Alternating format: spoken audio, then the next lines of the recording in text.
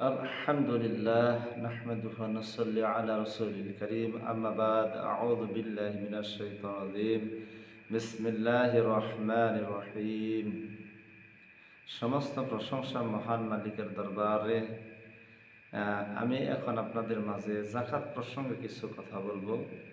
আল্লাহ পাক রব্বুল আলামিন কোরআনুল কারীমের ভিতরে সূরা তওবার ৬০ নম্বর আয়াতে যাকাতের যে ৮টি খাত রয়েছে, এই ৮টি খাতে আমাদের যে অর্থ টাকা পয়সা দান করব তার এই বিষয়ে এখানে উল্লেখ করা হয়েছে। তো হাদিসে রাসূল সাল্লাল্লাহু আলাইহি সাল্লাম বলেছেন, ইসলামের মূল ভিত্তি ৫টি, তার মধ্যে একটি হলো যাকাত।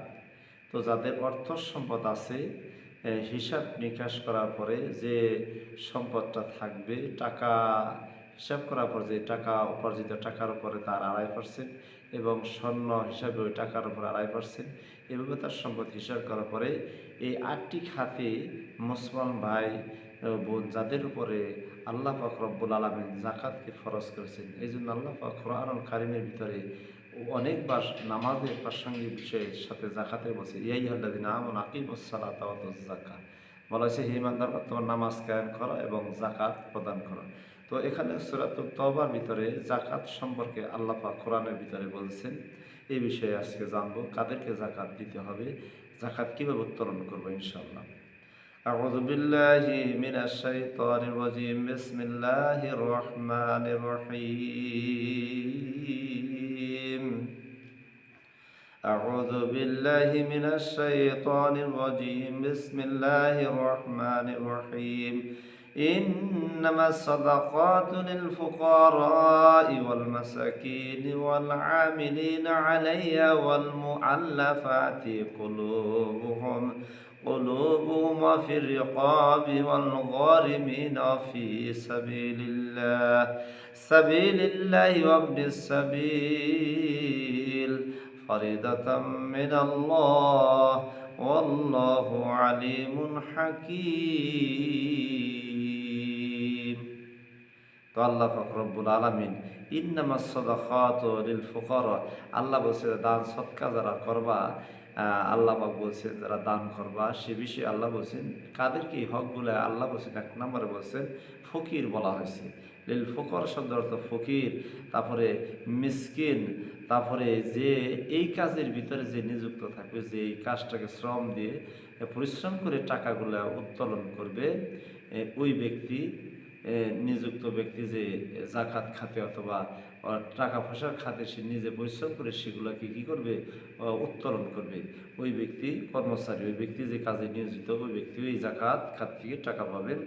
তারপরে বলা হয়েছে যে ঋণগ্রস্ত ব্যক্তি, তারপরে মুসাফির ব্যক্তি, তারপরে আল্লাহর রাস্তায় ব্যয়, দাস মুক্তি, তারপরে মুসলিম, যা বোঝানো হয়েছে কোনো হিন্দু কোনো ব্যক্তি যদি সে মুসলমান হয়, ধর্ম ত্যাগ করে সে ইসলাম ধর্ম গ্রহণ করে, তাকে সাহায্য, এই খাত থেকে তাকে সাহায্য দান করে। এখানে 8টি খাতের কথা আল্লাহ পাক রব্বুল আলামিন বলেছেন। তার মধ্যে একটা হলো ফি সাবিল, আল্লাহ রাস্তায়। সে আল্লাহ রাস্তায় বিভিন্ন বিষয়, সেটা মসজিদ হতে পারে, মাদ্রাসা হতে পারে, এতিম কোনো দুস্থ কল্যাণ কাজে কাজে দেওয়া যেতে পারে, এই ধরনের ক্ষেত্রে ফি সাবিল আল্লাহ এখানে বলেছে। তারপরে মুসাফিরকে দেওয়া যেতে পারে। তো এখানে যে কয়েকটি খাতের কথা বলছেন, ফকির, মিসকিন, গরিব, তারপরে দেখা গেছে এই কাজ যারা নিয়োজিত ব্যক্তি, তারপরে দাস মুক্তি, তারপরে হইল আপনার ঋণগ্রস্ত ব্যক্তি। এখানে 8টি খাতের কথা আল্লাহ পাক সূরাতুত তওবার ৬০ নম্বর আয়াতে বলেছেন। তো এখন জানবো যে যাকাত যে বিষয়টা, যে প্রত্যেকটা মানুষেরই আল্লাহ পাক যাদের সম্পদ রেখেছে, যাদের অর্থ টাকা পয়সা আছে, তাদেরকেই আল্লাহ এই যাকাতের বিধান করেছেন। তো আল্লাহ পাক রব্বুল আলামিন সূরা মুনাফিকের ভিতরে বলছেন, ওয়া আনফিকু মিম্মা রাযাকনাকুম মিন ক্বাবলি আইয়াতাহাদাকুল মাউতু ফায়াকুলু রাব্বি লাউলা আখখারতানি ইলা আযালিন করিব ওয়া আসাদদাকাকুম মিনাস সালিহিন ওয়া লা ইয়াখিরাল্লাহু নাফসান ইযা যাআ আযালুহা আল্লাহু খাবীরুম বিমা তা'মালুন। তো আল্লাহ পাক এখানে আয়াতের কারিমার ভিতরে বলছেন ওয়ানফিকু মিম্মা রাযাকনাকুম মিন ক্বাবলি, আল্লাহ বলছেন আমি তোমাকে যে সম্পদ দিয়েছি তা হতে তুমি কি করো, ব্যয় করো। কথাটা কার? আল্লাহ সুবহানাহু ওয়া তাআলা। তো অবশ্যই আমাদের যাদের সম্পদ আছে কি করতে হবে? ব্যয় করতে হবে। তো ব্যয় করব আমরা কোন খাতে, কোন কাজে আমরা ব্যয় করব, এই বিষয়গুলো আমাদের পরিষ্কার হওয়া দরকার। আমাদের সমাজের ভিতরে কিছু কুপ্রথা প্রচলিত আছে যেগুলো আমরা করে থাকি, বা আমরা না বুঝেই আমরা এই জাকাতগুলো আমরা আদায় করি, বিভিন্নভাবে মানুষকে দেই। দেখা গেছে যে আপনি এই আপনার সম্পদে এ, মজুদ থাকার পরে, খরচ থাকার পরে, সমস্ত খরচ বাদে আপনার 5 লক্ষ টাকা মজুদ আছে। সেখান থেকে 2.5% হারে আপনার দেখা গেল যে আপনি 10,000 12,000 টাকা আপনার জাকাত আসছে। এখন আপনি এটা কিভাবে বন্টন করবেন? দেখা গেছে যে অনেক সময় কাপড় কিনে বা লুঙ্গি কিনে, এই কম দামে কাপড় কিনে গরিব কিছু মানুষকে দিয়ে দিলেই মনে হয় যে আমার জাকাতটা কি হবে, আদায় হয়ে যাবে। না, এটা আমাদের ভুল ধারণা। তো টাকার হিসাব হইলো যে আমি যখন জাকাত দিব, তো আমার জাকাতের হিসাব হলো যে এই মানুষটাকে দিব, নিকটবর্তী লোককে আগে দিব, তারপরে দূরবর্তী লোককে দিব। আমার বাড়ির পাশে একজন মানুষ গরিব অসহায়, আমার ভাই, আমার হয়তো বা চাচা, আমার দাদা, তাদেরকে আমি নিকটবর্তী লোককে দিব, তারপরে দিব আমার সমাজের আশপাশে যারা আছে তাদেরকে, তারপরে দিব আমি দূরবর্তী লোকে। কিন্তু দেখা যায় অনেক ক্ষেত্রে স্বজন প্রীতির কারণে আমার আশপাশে নিকটবর্তী লোক না পেয়ে দূরবর্তী লোক পায়। সেক্ষেত্রে জাকাতগুলো কী হয়, দানগুলো আল্লাহ কবুল করে না। কারণ ক্ষেত্র বিশেষ হলো আপনার বাড়ির আশপাশে যারা, তারাই আপনার কাছে সবচেয়ে বেশি হকদার। সেখানে আপনি বন্টন করার নিয়ম হইল যে আপনি যখন জাকাত দিবেন, তাকে যদি আপনি একটা লুঙ্গি দেন অথবা একটা কাপড় দেন বা একটা গামছা কিনে দেন, সেটাতে তার কি এই এই জাকাতের খাত আদায় হবে না। তো সেখানে দেখা গেল যে আপনি 10,000 টাকা 20,000 টাকা আপনার জাকাত আসছে সম্পদ থেকে, তো আপনি তাকে 2,000 টাকা দিলেন বা 1,500 টাকা দিলেন, সে ওই 1,500 বা 2,000 টাকা দিয়ে তার সংসারের জন্য কি, সে গরিব মানুষ কিছু কেনাকাটা করে, তার হয়তোবা তার কাপড় লাগতেছে না, কাপড় আছে, হয়তোবা তার জামা আছে, তাহলে সে চাউল ডাউল অথবা এগুলো কিনে সেই সংসারে কি করে 1 মাসে অনায়াসে খাইতে পারবে। এটা হলো জাকাতের উত্তম বিধান এবং উত্তম নিয়ম। এটা যদি আমরা সমাজ এবং আমাদের আশপাশে যারা আছে মসজিদের খতিব সাহেবরা যদি এটাকে সুন্দরভাবে বুঝিয়ে দেন, এবং এটা যদি আমাদের সমাজের ভিতরে প্রত্যেকটা মানুষ যদি এই দায়িত্ব নিয়ে তাদেরকে টাকাটা দেন, তাহলে দেখা যায় যে সমাজের বিত্তশালী ব্যক্তিরা সেই টাকাগুলো একত্র করার পরে যদি তাদের সমাজের ভিতরে এভাবে বন্টন করে, এই 8টি খাতের ভিতরে যদি বন্টন করে, দেখা যাবে যে আমাদের দেশে অনেক গরিব মানুষ সেগুলো তারা বন্টন পাওয়ার পরে উপকৃত হবে। তো আল্লাহ কোরআনুল কারীমের ভিতরে সূরা মুনাফিকুনের ভিতরে ওয়ানফিকু মিম্মা রাযাকনাকুম মিন ক্বাবলি আইয়াতাহাদাকুমুল মাউতু ফায়াকুল রাব্বি লাউলা আখারতানি ইলা আযালিন করিব ফাআসাদদাকুম মিনাস সালিহিন। আল্লাহ এখানে আয়াতে কারিমে বলছেন আমি তোমাকে সম্পদ দিয়েছি, সেই সম্পদ থেকে তুমি কি করো, আল্লাহর রাস্তায় ব্যয় করো। এই যে মৃত্যু আসার পূর্বে, যেদিন মৃত্যু এসে যাবে, সেদিন তুমি কবরে যেয়ে তুমি আফসোস করবে, আক্ষেপ করবে যে আল্লাহ আমি দুনিয়াতে সম্পদ পেয়েছিলাম, অর্থ পেয়েছিলাম, কিন্তু আমি তোমার সঠিক রাস্তায় ব্যয় না করার কারণে আজকে সম্পদের কারণে আমি আযাবের সম্মুখীন হয়েছি। তুমি একটাবার আমাকে সুযোগ দাও। আমি যে ফায়াকুল রব্বি লাউলা আখারতানি ইলা আযালিন করিব ফাআসাদদাকু মিনাস সালিহিন, যে ওই সময় সে চাবে যে আল্লাহ আমার একটাবার সুযোগ দেওয়া হোক, আমি যেন দুনিয়াতে যে ভালো কাজ করে আসতে পারি, ভালো দান করে আসতে পারি, আমি যে নেককার হয়ে দুনিয়াতে আসতে পারি, একটা সুযোগ আমাকে পাঠিয়ে দেওয়া হোক। আল্লাহ পরের আয়াতে বলছে ওয়ালা ইউআখিরুল্লাহু নাফসান ইযা যাআ আযালুহা আল্লাহু খাবীরুম বিমা তা'মালুন। আল্লাহ পরের আয়াতে বলছে বান্দারে তোমার একটা নির্দিষ্ট হায়াত, আমি যখন তুমি মায়ের গর্ভে ছিলে, যখন তুমি পিতার পৃষ্ঠদেশে মায়ের গর্ভে যখন ছিলে, তখন 4 মাস অতিবাহিত হওয়ার পরে আমি আল্লাহ পাক রব্বুল আলামিন 4টা জিনিস সেখানে ফুঁকে দিয়েছি। তার একটা হলো দুনিয়াতে তুমি কতদিন বাঁচবে, এটা আমি আল্লাহ নির্ধারণ করেছি বলে সুবহানাল্লাহ। এই জন্য ওই দুনিয়ার ওই জিন্দিগিটা আল্লাহ বলছেন দুনিয়াতে একটা নির্দিষ্ট সময় আমি তোমাকে বেঁধে দিয়েছিলাম, নির্দিষ্ট সময়ের ভিতরে তুমি ভালো কিছু করলে সেটার ফল তুমি কবরে বারজাক জিন্দিগি পাবে। এই কারণে সেদিন কবরে যাওয়ার পরে সম্পদশালী তারা আক্ষেপ করবে। হাদিসে রাসূল সাল্লাল্লাহু আলাইহি সাল্লাম বলেছেন যে সবচেয়ে বেশি ক্ষতিগ্রস্ত হবে তারাই যারা জাহান্নামের শাস্তি পাবে, তারাই যারা দুনিয়াতে প্রতাপশালী এবং অহংকার বাদশা এবং যারা জুলুমকারী, যারা অর্থের সাম্রাজ্য গড়েছে অথচ তারা আল্লাহ এবং আল্লাহর রাস্তায় তারা এগুলো কি করে নাই, ব্যয় করে নাই। তারা শুধু জুলুমের পাহাড় করেছে, অট্টালিকা করেছে। তারা এই জন্য বলা হয়েছে হাদিসে রাসূল সাল্লাল্লাহু আলাইহি সাল্লাম বলেছেন ওই সমস্ত ব্যক্তিরাই জাহান্নামের, অধিকাংশ ব্যক্তিরাই তারা কি জাহান্নামের অধিবাসী হবে। আর যে সমস্ত মানুষ সুসংবাদ দান করেছে, যাদের হিসাব এবং নিকাশ কম হবে, যারা অসহায় গরিব মানুষ, যারা দিন মজুরি করে খায়, তাদের কথা বলা হয়েছে তারা যদি আল্লাহর হুকুম মানে, আল্লাহ রসুলের তরিকায় চলে, তাদের অর্থগুলো সঠিকভাবে যদি ব্যয় করে, আল্লাহ তাদের প্রতি খুশি হয়ে রাজি হয়ে, আল্লাহ বলছে এই লোক সংখ্যা জান্নাতের মধ্যে সবচেয়ে বেশি বলি সুবহানাল্লাহ। তো আজকে যে অর্থ জাকাতের যে বিষয়টা আসছে, আজকে আমরা এই জাকাতগুলোকে যদি আমরা একত্রিত করি আমাদের সমাজের ভিতরে, আমাদের প্রত্যেকটা গোত্রের ভিতরে যদি আমরা এই কাজটা চালু করতে পারতাম, তাহলে সমাজের গরিব অসহায় মানুষগুলো উপকৃত হতো। তারা অনেক অংশে এর থেকে বঞ্চিত। তারা কিভাবে দিন পাত করতেছে আমরা এগুলো খেয়ালই করি না, এগুলো আমরা গুরুত্বই দিই না। আমাদের প্রত্যেকেরই এগুলো গুরুত্ব দেওয়ার দরকার। তো আমি যে বিষয়টা বলছিলাম যে জাকাতের খাত, তাহলে আমরা যদি এটা চিন্তা করি, মা বোনরা যারা আছে, দেশে বা বিদেশে যারা আছেন, বাইরেরা যারা আছে, তো আপনার জাকাত দিবেন, তো আপনার স্বর্ণ আছে, যে স্বর্ণ, সেই স্বর্ণ রৌপ্য সেগুলোর কীভাবে আপনি আদায় করবেন? তো যেগুলো ব্যবহার হয় আপনার সাধারণত 1-2 ভরি স্বর্ণ বা 3 ভরি আপনি ব্যবহার করতেছেন, সেগুলো জাকাত দিতে হবে না। যেগুলো আপনার পুঞ্জীবিত আছে, আপনার সঞ্চিত আছে ঘরের ভিতরে, হয়তো আপনার রূপা অথবা স্বর্ণ এভাবে পুঞ্জীবিত আছে, তাহলে ওগুলোর জাকাত দিতে হবে। রূপোর ক্ষেত্রে 52 তোলা, স্বর্ণের ক্ষেত্রে 7 তোলা। তো এই পরিমাণ স্বর্ণ যারা আছে তাকে স্বর্ণের জাকাত দিতে হবে, রূপের জাকাত দিতে হবে। তো এখন দেখা যায় যে অনেকের ঘরে এরকম মজুদ আছে, সেটাকে একটা মূল্য নির্ধারণ করে, তাহলে একজনের 2 ভরি স্বর্ণ মজুদ আছে, 5 ভরি স্বর্ণ মজুদ আছে, তাহলে ওই অনুপাতে তার কি হবে, রৌপ্য এবং স্বর্ণের জাকাত হবে। সেই জাকাতগুলো কি করতে হবে, তাকে আদায় করতে হবে। তাহলে হাদিসে রাসূল সাল্লাল্লাহু আলাইহি সাল্লাম বলেছেন কিয়ামতের ময়দানে মানুষের এই সম্পদগুলোকে কি করতে হবে, আগুনে তাপ দেওয়া হবে।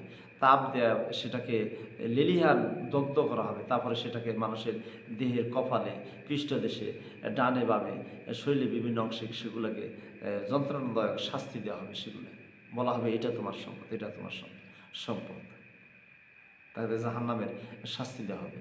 তো এই জন্য সম্পদ আমাদের যাদের আছে, আমরা যদি সম্পদটাকে সঠিকভাবে ব্যয় করি, তাহলে আমরা এই সম্পদের সঠিক ব্যবহার করার কারণে কী হব, আমরা মুক্তি পাব। আমি বিশেষ করে বলি যে যাদের বিশেষ করে দেখেন যে ইসলামের ভিতরে কিন্তু 5টির ভিতরে একটা আছে হজ। অনেকের সম্পদ আছে, টাকা আছে, পয়সা আছে, কিছু হজ করার নিয়ত নেই। সে আল্লাহর ঘর তওয়াফ করা, রসুলের রওজা দেখা, এটা তার নিয়ত মনের থেকে একেবারে নেই। আমি আপনাদেরকে আহ্বান করি যে আল্লাহ আপনাকে অর্থ দিছে, টাকা দিছে, আরেকজনকে দেয় না, এটা পরীক্ষা। আপনাকে দিয়েছে কিন্তু আপনার মন দেয় না। আপনি যদি আল্লাহ পাকের রাস্তায় এই টাকা পয়সা খরচ করে আপনি যদি একটাবার যান, তাহলে আপনি বুঝতে পারবেন ইসলামের আদর্শ, ইসলামের আইন, রসুলের আদর্শ আপনি বুঝতে পারবেন। দিলে আপনার যদি এগুলো দারুণ হয়, তাহলে আপনি ইসলাম সম্পর্কে অনেক এগিয়ে যাবেন। এই জন্য যার উপর হজ ফরজ হয়েছে অবশ্যই তাকে হজ করতে হবে। এটা সম্পদ দিচ্ছে কি আল্লাহ সুবহানাহু ওয়া তাআলা। কোরআনুল কারীমের সূরাতুল কসাসের ভিতরে আসছে যে ওই সময় মুসা আলাইহিস সালাতু জামানায় হযরত মুসা আলাইহিস সালাতু হারুন আলাইহিস সালামকে আল্লাহ পাক নির্দেশ দিলেন, হে মুসা তুমি যাও, কারণের কাছে যে তুমি কি করো, সম্পদের জাকাত নিয়ে আসো, তার সম্পদ থেকে একটা অংশ নিয়ে আসো। সূরা কসাসের ভিতরে আসছে, আয়াতের ভিতরে আসছে যে এক পর্যায়ে যখন হারুন আলাইহিস সালাম ও হযরত মুসা আলাইহিস সালাম যখন কারণের কাছে গেলেন, যাওয়ার পর বললেন আল্লাহ রাব্বুল আলামিন আমাদেরকে পাঠাইছে তোমার কাছে, তোমার যে সম্পদ আছে এই সম্পদ থেকে আল্লাহ রাস্তায় ব্যয় করার জন্য, আল্লাহকে খুশি রাজি করার জন্য তোমার সম্পদের একটা অংশ আমাদেরকে দিয়ে দিতে বলছে। আল্লাহ পাক আমাকে ওহীর মারফতে এই কথা জানিয়েছে। সূরা কসাসের ভিতরে এই আলোচনা আছে। আলোচনা 69 থেকে 82 নম্বর আয়াতের ভিতরে আল্লাহ পাক এই কথাগুলো আল্লাহ উল্লেখ করেছেন। তো এক পর্যায়ে কারণ তখন বলল যে আমি তো, আল্লাহ আমাকে সম্পদ দেয় না, সেই সম্পদ আমি আমার নিজ জ্ঞান বলে আমি উপার্জন করেছি, এই সম্পদ আল্লাহ দেয় নাই। তোমরা সেই সম্পদের জন্য আসছো, তখন এক পর্যায়ে সে ধিক্কার দিল এবং তার সম্পদের এরকম ছিল যে একটা গোডাউনে 70টা উট পর্যন্ত চাবি বহন করতো। এরকম সম্পদের পাহাড় সে করেছিল, যে স্থানটার নাম বালাম শহর, মিশরের থেকে একটা শহর বালাম শহর, সেটা এখন সমুদ্র আকারে পরিণত। তো বোঝানো হয়েছে যখন মুসা আলাইহিস সালাম বলে, আল্লাহ তোমার ওই বান্দা তো তার সম্পদ থেকে আল্লাহ রাস্তায় ব্যয় করতে অস্বীকার করলো। এক পর্যায়ে আল্লাহ পাক রব্বুল আলামিন বললেন, দেখো তার সম্পদ আল্লাহ রাস্তায় ব্যয় না করার কারণে তার শাস্তি সে কিভাবে পায় তুমি দেখো। আল্লাহ পাক রব্বুল আলামিন দুনিয়ার জমিনে কারণের সম্পদ কারণ সে ভোগ করতে পারে নাই। এক পর্যায়ে কারণ যে জায়গায় দাঁড়িয়েছিল আস্তে আস্তে আস্তে তার সম্পদ কারণকে আল্লাহ জমিনের নিচে ডাবিয়ে দিলেন। তো এইরকম আমরা যারা বিত্তশীল অর্থশীল আছি, তাদের টাকা পয়সা আছে, এখন আমরা মনে করি যে এই টাকায় আমাকে সুখ আনতে পারবে না। আমার অর্থগুলোকে আমি যদি সঠিকভাবে ব্যয় না করি, এই অর্থ আমার জন্য কী হবে, ভীষণ মুসিবতের কারণ হয়ে যাবে, ভীষণ মুসিবতের কারণ হয়ে যাবে। এই জন্য বাজারটা ব্যয়ের আমরা এই এই রমজানুল মোবারক মাসে আমরা জাকাতের টাকাগুলো হিসাব করে আমরা সর্বত্র গরিব অসহায় মানুষের কাছে এগুলো বন্টন করব। তাহলে আমাদের সমাজ ও রাষ্ট্র ব্যবস্থায় যদি এটা সুন্দর ব্যবস্থা থাকে, তাহলে অনেকাংশে গরিব মানুষ তার কি উপকৃত হতো। আমরা যদি গ্রামের দিক থেকে যদি সমাজের দিক থেকে এই ব্যবস্থা করতে পারি, তাহলে আমাদের কি হবে, অনেক সমাজবাসী অনেক কি হবে, গরিব অসহায় মানুষগুলো খুশি হবে। তারা ইসলামের আদর্শটা বুঝতে পারবে যে ইসলাম আসলে মানুষকে মুক্তি দেয়, শান্তি দেয়। ইসলাম এখনও মানুষের ভিতরে আছে, কল্যাণ মানুষের ভিতরে আছে, বরকত মানুষের ভিতরে আছে।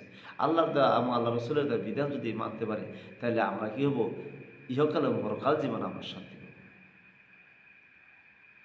যেমন আয়াতে কারিমে বলা হয়েছে যে এখন আমরা এই বিষয়ে আফসোস করি না, মন এবং দিল এমন একটা বিষয়, আমার সম্পদ আছে আমি ব্যয় করব না, কিন্তু আল্লাহ তো শাস্তির কথা কোরআনে উল্লেখ করছে, শাস্তির থেকে আপনি বাঁচতে পারবেন না।